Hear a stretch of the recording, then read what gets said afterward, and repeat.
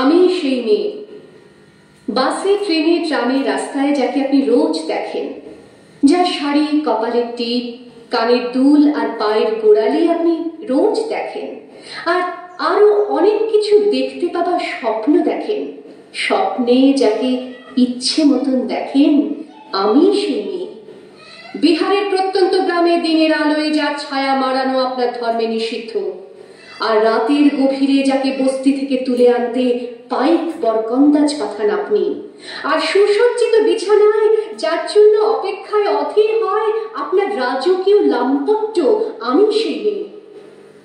আমি সেই মেয়ে, আসামের চা বাগানের ঝুপড়ি কামিন বস্তি থেকে যাকে আপনি নিয়ে যেতে চান সাহেবী বাংলোয় মধ্যরাতে, ফায়ার প্লেসের ঝলসে ওঠা আলোয় মোদির চোখে দেখতে চান যার অনাবৃত শরীর, আমি সেই মেয়ে। রাজস্থানের শুকনো উঠোন থেকে পিপাসার জল আনতে যাকে আপনি পাঠিয়ে দেন 10 মাইল দূরের সরকারি ইদারায়, আর 20 মাইল হেঁটে ক্লান্ত বিধ্বস্ত যে রমণী খরা কাঁখে ঘরে ফিরলেই যাকে বসিয়ে দেন চুলার আগুনের সামনে আপনার রুটি বানাতে, আমি সেই মেয়ে। আমি সেই মেয়ে যাকে নিয়ে আপনি মগ্ন হতে চান গঙ্গার ধারে, কিংবা ভিক্টোরিয়ার সবুজে, কিংবা সিনেমা হলের নীল অন্ধকারে, যার চোখে আপনি এঁকে দিতে চান ছোট স্বপ্নের কাজল, আর ফুরিয়ে যাওয়া সিগারেটের প্যাকেটের মতো যাকে পথের দুপাশে ছুঁড়ে ফেলে আপনার ফুল সাজানো গাড়ি শুভ বিবাহ সুসম্পন্ন করতে ছুটে যায় শহরের পথে। কোণে দেখা আলোর গোধূলিতে একা দাঁড়িয়ে থাকা, আমি সেই মেয়ে। আমি সেই মেয়ে, এমনকি দেবতাও যাকে ক্ষমা করেন না, অহংকার আর শক্তির দম্ভে যার গর্ভে রেখে যান কুমারীর অপমান, আর চোখের জলে কুন্তি হয়ে নদীর জলে ভাসিয়ে দিতে হয় কর্ণকে, আত্মযোগে। আমি সেই মেয়ে।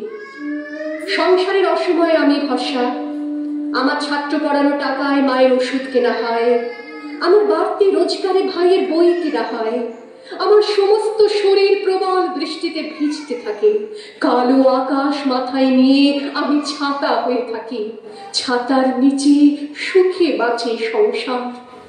আপনি আপনি আপনি আপনারা আপনারা আমার জন্য অনেক করেছেন।